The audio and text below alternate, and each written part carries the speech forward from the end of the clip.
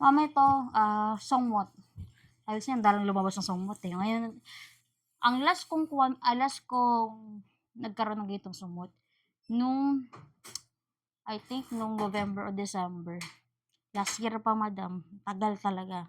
Bago may maligaw ng Songmot. This is original. Naka-emboss po yung brand niya dito. Color po neto pa, beige, madam ha.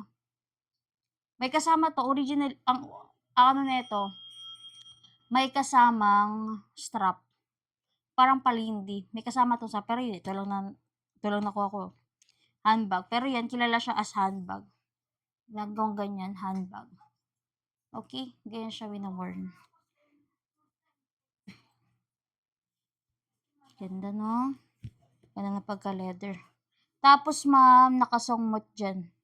Lahat ng paan nakasongmot. Medyo may gas-gas lang. Dito sa ilalim gawa yung lagi yung nalalapag. Tapos, ganyan.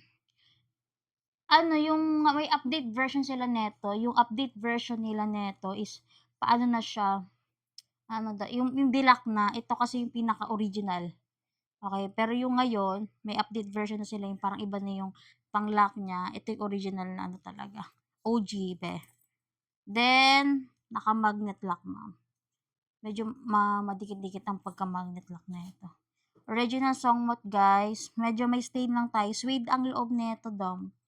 Ayan ang loob, oh. May stain lang, ma'am, sa ibandang pas sa suede niya. Ito nyo ba yan? Ayan, oh. Ayan. Yun lang naman. Goods na goods pa talaga siya, be. Yun lang. Stain lang sa loob. Ganda, no? Lahat ng hardware, madam, nakasongmot, madam. Ayan. Nakasongmot. Super ganda na ito. Mga naghanap ng mga nagko-collect ng songmot din, ng mga branded. Go mo to, ma'am. Ito po, nasan ko lang to. Dumi lang naman. Go mo to, ma'am. Yun lang po, yung stain lang sa loob. Ha? Yung stain lang, then wala na yung strap niya dito. Okay. Ganda naman. Ang original neto, guys, sa-search ko na to sa Songmot website, 24K. Okay, 24K ang price niya.